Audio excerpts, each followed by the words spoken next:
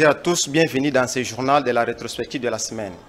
Commençons ce journal par la journée du lundi. Suivez ces deux éléments. Notre devise n'est jamais trahi les Congos. Malade depuis près de 20 ans de son éthique et de sa déontologie, l'appareil de défense nationale congolaise vient de franchir le premier pas de son processus de traitement en y dressant un diagnostic profond et en proposant de pistes de solutions.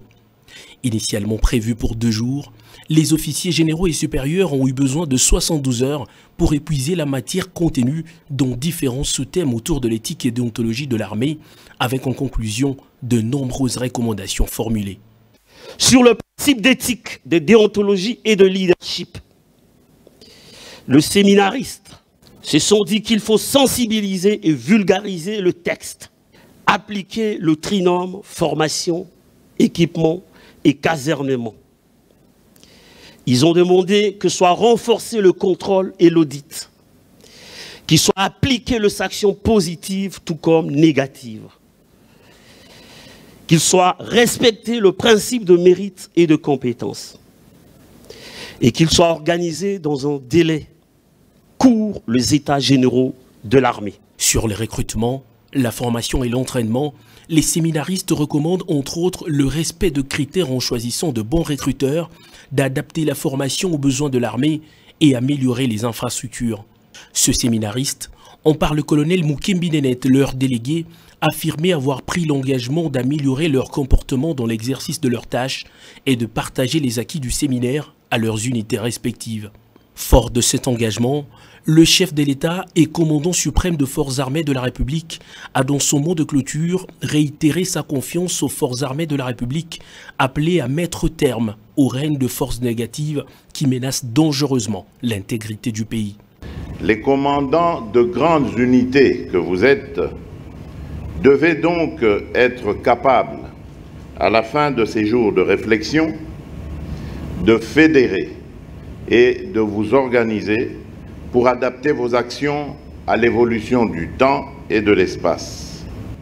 Ma conviction est de ne pas clôturer un séminaire atelier, mais plutôt mettre fin aux antivaleurs et autres mots MAUX, que vous avez décriés tout au long de vos discussions et qui vous ont caractérisé des années durant.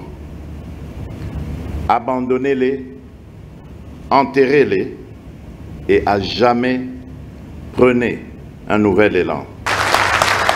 Clé de voûte du bon fonctionnement de forces de défense et sécurité, la discipline militaire exige un commandement responsable qui doit répondre aux exigences de contrôle et de redevabilité, ont retenu les séminaristes. Le dernier acte de ce séminaire, c'est ce repas de corps partagé avec le commandant suprême au chapiteau de la Cité de l'Union africaine. On le présente comme le quartier le plus enclavé et le moins développé de la commune de Ngalema à cause de sa situation géographique. Toutes les voies qui mènent vers Kanlouka sont impraticables, ensablées ou embourbées selon les saisons. Et pire encore, les alentours de ce quartier sont également menacés par des têtes d'érosion. Le quartier Kanlouka va bientôt se moderniser grâce à la ferme volonté du chef de l'État Félix-Antoine Tshisekedi Tshilombo qui a décidé d'offrir à la population hospitalière de ce coin chaud de la capitale des infrastructures routières modernes. Voilà qui justifie cette liesse et un engouement sans précédent de ses habitants venus en masse tôt ce matin pour accueillir chaleureusement le tout premier chef de l'État qui vient les visiter, une première depuis que la RDC existe. À son arrivée sur le site, à 12h10 précises, pour lancer ses travaux de grande envergure, le président de la République est salué par un comité restreint d'accueil constitué de quelques officiels et membres du gouvernement. Il s'en est suivi un briefing fait par les responsables de l'Office des voiries et drainage sous la supervision du ministre des ITPR. En fait, il va s'agir du redémarrage des travaux de réhabilitation de l'avenue du Cimetière, longue de 1230 mètres, entrecoupée par les ponts Sakombi et Maluku. Les travaux financés exclusivement par le Trésor public vont durer 3 mois et une fois terminés, les ouvrages réhabilités vont faciliter le déplacement des habitants de ce coin qui ne feront plus un grand détour auquel ils sont contraints depuis des décennies. Une joie immense pour la notabilité de Kanlouka. Je sens un sentiment de joie de recevoir un président de la République depuis le début de notre pays, à l'exception de son indépendance.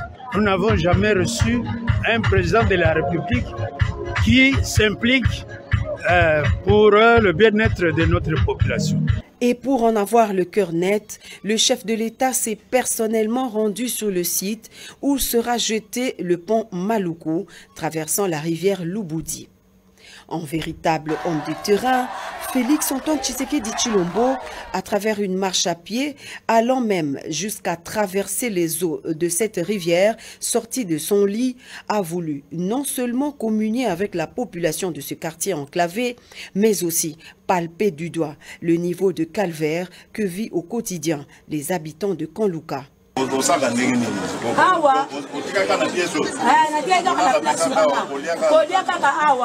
Une fois construit, l'ouvrage sera d'une portée sociale significative car il servira de trait d'union entre 3 communes d'une forte densité démographique, à savoir les communes de Selembao, Ngaliema et Kintambo. La réhabilitation de ces ouvrages s'inscrit dans le cadre du projet de modernisation et développement des infrastructures routières à travers le pays, un vaste programme initié par le président de la République. Visage tuméfié, Tony Yoka, copieusement battu devant père et mère et enfants par le Congolais Martin Bakolé. Samedi 14 mai 2022, le champion olympique de poids lourd de Rio a eu le combat le plus difficile de sa carrière face au Congolais Martin Bakolé. Compté dans la première reprise, le Français s'est finalement incliné au point. En promettant à Tony Yoka le combat le plus éprouvant de sa conquête face au Congolais Martin Bakolé. Les prétendants au titre mondial des lourds n'a pas été déçu et le public non plus. Le 12 combat de sa carrière pro a tenu ses promesses. Il a été plus dur aux Français. Il a mis les Français en difficulté tout au long du combat comme jamais jusque-là. Superman, pour la première fois, Tony Yoka a mis un genou à terre la première reprise contre le Français, apparu plus surpris que sonné. Mais l'avertissement a été très sévère. Oui, il y avait un grand danger en face de lui. Bakolé, pendant tout le combat, a frappé des coups, des marteaux d'une façon incroyable. Chacun semblait faire mal. Ce que la population congolaise peut retenir de l'histoire de l'entrée de l'AFDEL, c'est que c'était un 17 mai, si bon de ma mémoire, c'était un samedi, que les troupes de l'AFDEL sont entrées à Kinshasa. Et ce jour-là était un jour de joie, ça on ne peut pas manquer de le dire, mais c'était le début d'un espoir qui a été arrêté, non seulement par le fait que Mouzé Kabila a été tué, juste je crois 2 ans et demi après son entrée, sa prise de pouvoir, du renversement du maréchal Mobutu, mais aussi parce que Mouzé Kabila, l'héros national, n'avait pas répondu totalement aux déshydratats du peuple. Ça c'est la vraie histoire de l'entrée de l'AFDEL au Congo. Vous savez, lorsque l'AFDEL arrivait à avancer, il y avait un soutien total du peuple zaïrois à l'époque, congolais aujourd'hui. Je citerai Tshisekedi Mulumba qui, avec l'UDPS, depuis toutes les frontières où partout il passait, vous voyez les drapeaux de l'UDPS être arborés. Et en réalité, il n'y avait pas une grande guerre comme telle. C'est peut-être à Kenge qui a eu une grande résistance et à Kisangani. C'est ça la vraie histoire que les Congolais doivent retenir. Et que les générations nouvelles aujourd'hui et les générations futures doivent retenir. C'est là qu'il faudrait qu'on réécrive mieux l'histoire du Congo, comme disait Lumumba, pas en Orient ni en Occident, bien sûr, mais seulement on doit redéfinir les choses, retenir de Mouzé Kabila un nationaliste, certes, mais qui a connu aussi des erreurs. Parce qu'il faudrait arranger un bon cadre, des concertations, d'échanges avec ses frères, parce qu'il est venu par les armes. Hélas, le pire était arrivé, mais aujourd'hui, nous retenons de ce grand homme politique de notre pays, qu'il a marqué son temps avec un changement radical des mauvaises pratiques à l'époque. Vous savez, il a emmené le service national, le CPP, c'est quelque chose à louer. Au-delà de ça, en tant qu'humain, il a commis aussi beaucoup d'erreurs. Et c'est ce qu'on peut beaucoup plus retenir de ce passage de ces grands hommes politiques. L'ancienne ministre du Travail et désormais première ministre, Elisabeth Borne, a été nommée lundi 16 mai dernier à Matignon par Emmanuel Macron. Succédant à Jean Castex, l'environnement est l'un des chantiers majeurs auxquels elle va devoir s'atteler, tout comme le pouvoir d'achat ou encore le retraite. Les listes de membres de son gouvernement est désormais attendue. C'est donc la deuxième femme à occuper ces postes en France. 30 ans après, Edith Cresson. Elle doit désormais répondre aux attentes des Français avec comme priorité l'environnement et les pouvoirs d'achat. La bataille des législatives continue. La première ministre Elisabeth Borne reste candidate aux élections législatives du mois prochain dans la 6e circonscription du Calvados du parti Union populaire écologique et sociale. Lors d'une réunion avec les députés de la majorité, Elisabeth Borne a motivé ses troupes. La tâche qui nous attend est immense et la nécessité d'avoir une majorité la plus possible en vue de législative. Âgée de 61 ans, ingénieure générale de ponts, de eaux et des forêts, préfète de la région Pito-Charentes de 2013 en 2014, puis directrice de cabinet des Séguélones Royales au ministère de l'écologie de 2014 en 2015. Elle est présidente de la Régie Autonomie des Transports parisienne de 2015 à 2017. Longtemps proche du Parti socialiste, elle rejoint la République en marche et devient ministre chargée des Transports en mai 2017 dans les premiers gouvernements Édouard Philippe sous la présidence d'Emmanuel Macron. En juillet 2019, elle devient ministre de Transition écologique et solidaire en remplacement de François Desrudu, démissionnaire. Elle est nommée l'année suivante ministre du Travail, Emploi et l'Insertion dans le gouvernement Jean Castex. Elle rejoint le parti Territoire du Progrès courant en 2020. Les soldats ont été évacués vers Novasovsk et Olelviska, deux localités en territoire contrôlées par les forces russes et pro-russes, afin d'être plus tard échangés, selon la vice-ministre ukrainienne de la Défense. Ils sont assiégés depuis 2 semaines. Plus de 260 combattants ukrainiens, dont 53 blessés, ont été évacués de la Syrie d'Azovstal à Mariupol, a rapporté le ministre ukrainien de la Défense dans la soirée du lundi 16 mai. Cette annonce intervient quelques heures après l'annonce d'une trêve par le ministre russe de la Défense. Quelques 53 blessés graves ont été évacués pour l'assistance médicale et 11 autres ont été transportés par un couloir humanitaire, a-t-il déclaré Ganama Iliar dans une vidéo. Ces 2 villes sont situées en territoire contrôlé par les forces russes et pro-russes et seront enfin d'échanger plus tard. L'opération de sauvetage continue mardi matin, selon Kiev, qui considère désormais que ces hommes ont rempli leur mission de combat. Le président ukrainien s'est lui-même aussi exprimé sur sa page Facebook.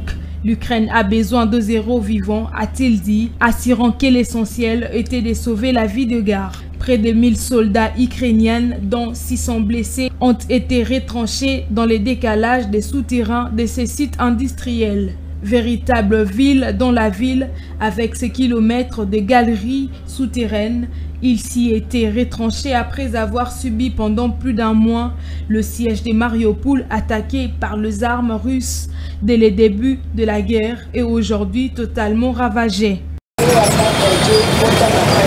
La vente des vignettes à Kinshasa est devenue un véritable casse-tête pour le chauffeur et chauffeurs de taxi. Des tracasseries causées par des agents de l'ordre, des amendes excessives, le mbotalikasu obligatoire, la disparition des taxis dans des arrêts des bus et la population souffre pour s'évacuer à leurs occupations librement à cause de la pénurie des transports. C'est pour cela, le chauffeur de taxi lance un ras-le-bol auprès des autorités compétentes de venir en aide. Pour M. Jean et M. Franck, le paiement de vignettes doit aller à la construction de certains acteurs de la ville-province de Kinshasa qui devient de plus en plus impraticable depuis les règnes de l'ancien gouverneur André Kimbuta. Jusqu'à aujourd'hui, rien n'a changé. Et les projets de l'opération Kinshasa Zéro Trou conçu par le gouverneur de la ville-province de Kinshasa, Gentini Ngobila Mbaka, subit un échec. Puisqu'il y a maintenant de demi-terrain et avec un maigre salaire que nous avons, et nous avons certaines responsabilités, les enfants à la maison, hein? Donc papa gouverneur Gentini Ngobila, essayons un peu de revoir cette situation. Nous sommes très mécontents, nous les Kinois. Les histoires de vignettes ici, on en a marre. Hein? On en a vraiment marre. Essayons un peu de revoir cette décision et pour que la population quinoise puisse vivre aisément même. Mutuka na yo tango sombi mutuka olingo bimisango na nzela fosa la ba norme nyoso o l'état zo senga na yo biso eloko to senga pa l'état tango to sombi yango asale la biso banzela ezana ngo mabete et puis l'état po aya ko sala contrôle nango ezate po ebisa biso mais yonde muto somba ki mutuka na yo afo bimisa mutuka no na nzela fosa ma mikanda nyoso fosa la sirène fosa na vinette fosa na autorisation de transport de biloko na nyoso biso ka ba tomo nango grave eza normal. En effet, pour monsieur Fleury, certains agents proposent même la pratique mafieuse tandis que le prix d'achat n'a pas varié et demandent au gouvernement de choisir des personnes habilitées à ces postes. Un prix à tarif et à transport correctement. Parce que vous avez dérangé le monde du transport. Vous savez que ça m'a monté. Comment on a déjà transport. Vous savez que ça m'a monté. Bitou Malanzela, Barotine de Baron Dengue Moussoussou, Baron Baïsi Terre, Dengue Moussoussou. Le chauffeur de taxi demande aux autorités compétentes que la vente de vignettes à Kinshasa soit profitable pour la nation et non pour certains bureaux et de prendre des mesures nécessaires pour la réussite de la dite opération.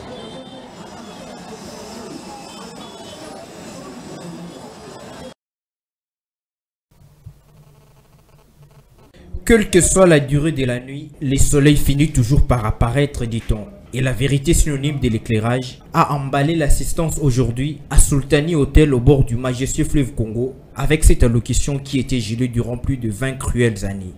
L'ancien aide-de-camp et chef d'état-major particulier du musée n'a pas manqué à montrer toute sa gratitude à l'endroit du président Félix Antoine Tshisekedi Tshilombo. Après une série de questions et réponses avec les professionnels des médias, c'est de rappeler 25 ans jour pour jour que l'Alliance des forces démocratiques pour la libération du Congo a pénétré et foulé les sols quinois avec les soldats du peuple à sa tête.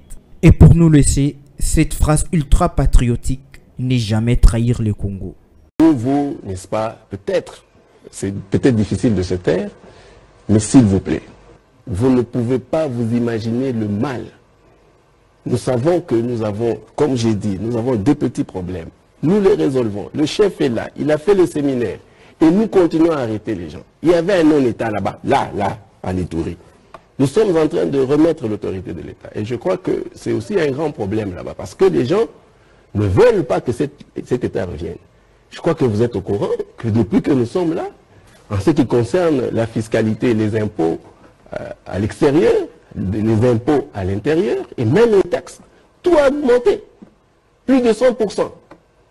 Je parle des impôts à l'intérieur et à l'extérieur. Le ministre des Finances l'a confirmé. L'a confirmé. Ça, ce n'est pas... ça va directement au gouvernement central parce que les gens se posent la question. Mais non, vous vous dites que vous avez, n'est-ce pas, même... vous avez fait 100%, mais comment? Non, ça va au gouvernement. Et vous pouvez voir aussi que sur le plan de notre budget, les gens sont quand même contents. Donc, tout est en train de revivre. Plus de 10 000 personnes devraient bientôt emprunter la nouvelle autoroute de Nairobi au Kenya. Construite par la Chine dans la capitale, la voie rapide possède le premier péage d'Afrique de l'Est. Ouverte à la circulation pour des essais samedi, elle devrait augmenter l'emploi local, réduire les embouteillages et apporter des retombées économiques pour la capitale. Cette route aura un impact très important en termes de mobilité des Kenyans, des voyageurs, des hommes et des femmes d'affaires et des touristes. C'est l'un des meilleurs projets d'infrastructure jamais réalisés en Afrique. En fait, c'est la plus longue autoroute d'Afrique. La construction de l'autoroute a déjà créé plus de 6 000 emplois directs. Elle devrait permettre de réduire le temps de trajet entre le sud et l'ouest de Nairobi à 20 minutes contre 2 heures en heure de pointe actuellement. Nous surveillons le trafic et nous nous occupons du système de détection automatique. Nous sommes capables de détecter s'il y a des embouteillages, si des piétons traversent, s'il y a des véhicules qui font marche arrière. Et donc, nous sommes en mesure de contacter le département responsable pour traiter l'anomalie sur la voie rapide. S'étendant sur 27 km, la voie rapide relie l'aéroport international Jomo Kenyatta au quartier central des affaires de Nairobi, au musée national et au palais présidentiel. Dans un communiqué du mardi du 7 mai, le gouverneur marocain a décidé de supprimer l'obligation du test PCR pour l'entrée sur son territoire du Maroc, afin de favoriser le retour de touristes étrangers et soutenir les secteurs vitaux pour l'économie nationale. Le gouvernement a décidé de l'annulation de la condition du test PCR pour l'entrée sur son territoire, a indiqué le bureau du Premier ministre. Cette décision effective immédiatement a été prise en prenant en considération l'amélioration de la situation épidémiologique dans notre pays, souligne le même communiqué. Le gouvernement d'Aziz Aknouch était sous pression des professionnels de l'industrie touristique pour sauver la saison et relancer le secteur dévasté par 2 ans de la pandémie. Nous sommes très contents, c'est une décision qui aurait dû être prise avant, mais l'essentiel est que cela soit fait, a déclaré l'AFP. Le président de la Fédération nationale de l'industrie hôtelière, Lansin, Zelmat, cela va encourager les Marocains résidant à l'étranger qui reviennent au pays pour les vacances d'été ainsi que les touristes étrangers, s'est-il félicité. En revanche, les passés sanitaires restent obligatoires pour accéder au territoire marocain. La réouverture de l'espace aérien du Maroc le 7 février dernier s'était accompagnée de restrictions du passé vaccinal valide et un test PCR négatif de moins de 48 heures avant le départ. La cérémonie de la remise et reprise entre Dieudonné Kalobadiwa et Corneille Wasenga s'est tenue le mercredi 18 mai 2022 à la Cour constitutionnelle. Le président sortant est le juge Corneille Wasenga Songo qui assume désormais l'intérim en attendant l'organisation des élections par le père afin d'élire un nouveau président. La cérémonie de passage à témoin entre ces 2 hommes s'est déroulée dans une ambiance anormale, mais les sortants Dieudonné Kalobadiwa a encouragé tout le monde à demeurer positif dans la vie, écarté à l'issue du tirage au sort. C'est dernier qui a passé un peu plus d'1 année à la tête de la Cour constitutionnelle. Sur ce, il a remercié tout le monde de son cabinet pour leur franche collaboration durant son mandat, signalant que cette élection devra intervenir après la nomination de 3 juges en remplacement de ceux qui ont été tirés au sort. Et le procureur général, près cette Cour constitutionnelle, assumera l'intérim du président du Conseil supérieur de la magistrature, composé actuellement de 6 juges. Le Premier ministre Jean-Michel Samaloukonde a effectué ce jeudi 19 mai 2022 à l'échangeur de l'Umété une visite d'inspection des travaux de construction de ce grand mémorial. C'était en présence de quelques membres du gouvernement, dont la ministre de la Culture, Arts et Patrimoine, le ministre de la Communication et des Médias, du gouverneur de la ville-province de Kinshasa, du bourgmestre de la commune de Limete et plusieurs autres personnalités. Aussitôt arrivé sur le site où sont effectués les travaux, le chef du gouvernement qui a bien voulu s'imprégner de l'évolution des travaux pour s'assurer du respect du délai fixé pour la livraison des ouvrages a reçu des explications claires de l'architecte Alex Chamala du bureau d'études d'aménagement de l'urbanisme du ministère des Infrastructures et des Travaux publics. Je vais d'abord rappeler que c'était exactement le 17 janvier 2022 que j'étais venu sur ce site pour poser les travaux, la pierre pour les travaux, le lancement des travaux, tel que souhaité par son Excellence Monsieur le Président de la République, de voir les reliques de notre premier ministre revenir et être honoré ici en République démocratique du Congo. Aujourd'hui, c'est une suite de cette visite et je vois en tout cas qu'il y a une évolution par rapport aux travaux.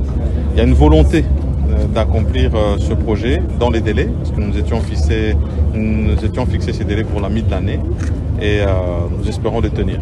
Mais dans tous les cas, tout ce que nous avons vu ici nous a encouragés de penser que nous allons atteindre cet objectif. C'est un site évolutif. Nous allons d'abord avoir bien sûr cette grande cérémonie pour recevoir notre Premier ministre. Et puis par la suite, des aménagements se feront pour que ça soit ouvert au public et vraiment un site culturel qui va reprendre toutes nos valeurs congolaises. Donc c'est pour moi vraiment un honneur d'être ici encore ce jour. Merci. C'est ce bureau d'études qui assure la supervision des travaux exécutés par l'entreprise chinoise société Zhengwei Technique Cooperation. Se confiant à la presse après avoir visité la salle des reliques, le Premier ministre Sama Lukonde s'est réjoui de l'évolution positive des travaux qui pourront bientôt s'achever. Il faut noter, afin que ce site dont les travaux sont financés par le gouvernement de la République, on trouvera en outre les nouveaux emplacements du monument de Patrice Emery Lumumba, la verdure, les billetteries sanitaires, la salle des reliques, la chaussée des locaux techniques. La Cour administrative d'appel, chargée des contentieux électoraux, a annulé ce jeudi 19 mai l'élection qui sacrait Tony Kapalata, vainqueur de l'élection de gouverneur dans la province de Chopo. Les résultats de cette élection ont soulevé quelques irrégularités dans son processus. En en croire de sources judiciaires, la Cour d'appel a, à travers son arrêt, ordonné à la Commission électorale nationale indépendante l'organisation d'un nouveau scrutin dans les 7 jours qui viennent. Les réactions fusent de partout. La partie Kapalata n'est pas restée muette. Ce que le ministre public a dit, c'est ce que le juge doit tenir compte.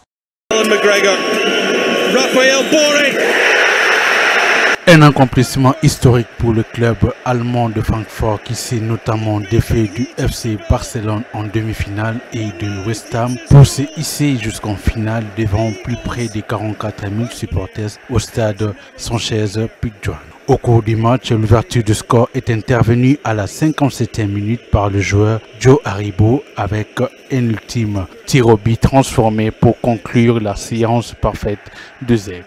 Et Raphaël Boré égalise à la 69e minute pour les comptes de l'équipe de Rangers Glasgow.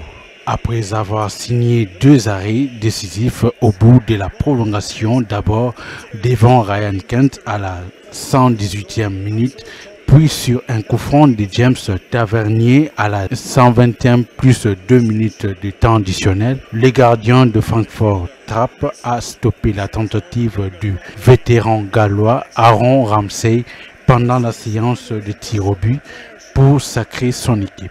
Il est devenu l'héros de la soirée durant la séance de tir au but pour offrir le trophée à Francfort, qui succède ainsi à Villarreal sacré l'an passé au palmarès. Car depuis la Coupe de l'UEFA glanée en 1980, les Aigles n'avaient plus jamais connu de sacre continental, donc 42 ans après, le club allemand de Francfort remporte. Il s'est de savoir que le défenseur et capitaine James Tavernier du Rangers finit la compétition Europa League buteur avec 7 buts et il est le premier défenseur de l'histoire à finir meilleur buteur dans une compétition continentale.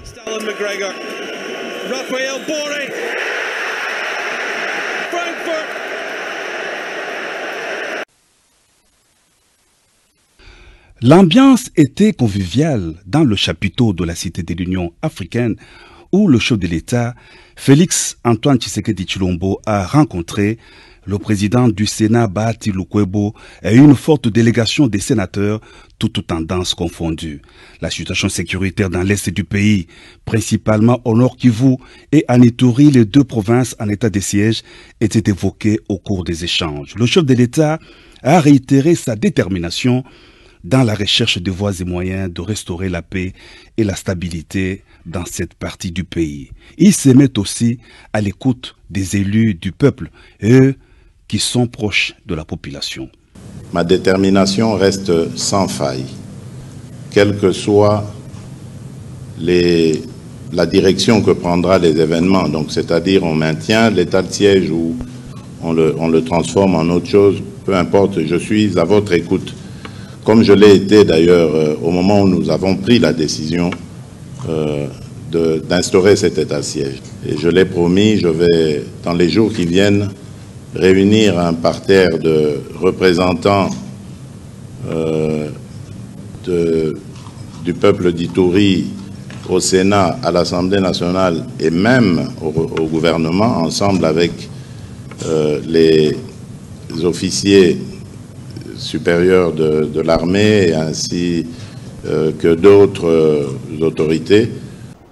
Déclaration patriotique du regroupement Force agissante pour le renouvellement de dirigeants congolais relative à l'encouragement au gouvernement de la République pour les avancées historiques dans le secteur de la justice.